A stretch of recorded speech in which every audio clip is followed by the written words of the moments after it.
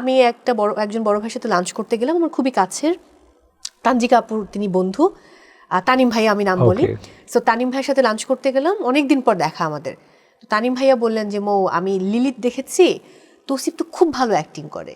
এবং তানজিকা আপুকে উনি আমার সামনেই ফোন করলেন, ফোন করে বলে যে তানজিকা তোমার লিলিত খুব ভালো হয়েছে। এখন তো আমি লিলিত প্রসঙ্গে যাবো, আমাদের যে শোয়ের প্রডিউসার সাগর ভাই তিনিও কিন্তু লিলিত দেখে মানে খুবই প্রশংসা করেছেন। হ্যাঁ মানে আমি একটা টেক্সট পেয়েছি এরকম, বুকে আয় ভাই।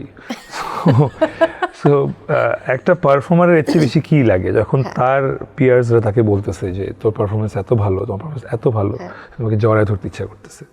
সো হ্যাঁ, লিলিত নিয়ে যদি আমি একটু বলি, লিলিত খুব সুন্দর একটা গল্প, এবং লিলিকে ঘিরেই, তানজিকা আপুকে ঘিরে আর she performed so well.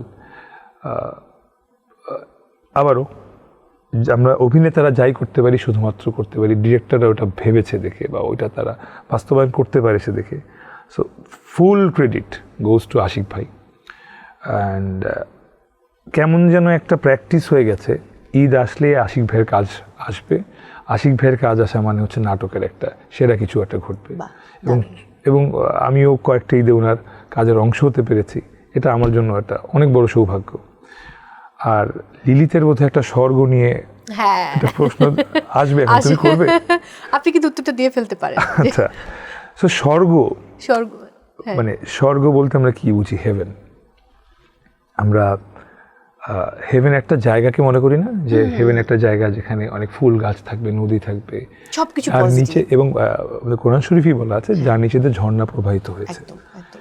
So এটা তো আছেই, কিন্তু পৃথিবীতেও কিন্তু স্বর্গ আছে। সেটা কি তুমি জানো? সেটা হচ্ছে মানুষ। এই স্বর্গ মানুষের মধ্যেই আছে, খুঁজে নিতে হবে।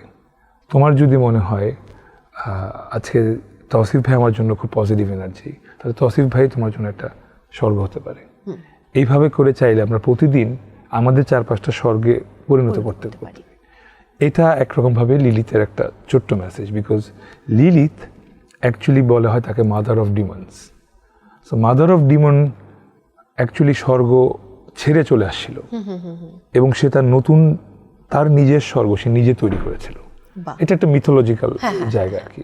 এত সুন্দর একটা ফিলোসফি, এত সিম্পলভাবে একটা গল্প দিয়ে বলা, এটা বলতে এবং লিখতেও অনেক মেধা প্রয়োজন। সো শাকওয়াত হোসেন ভাই এবং আশিক ভাই এবং full team, including all the artists, did so well.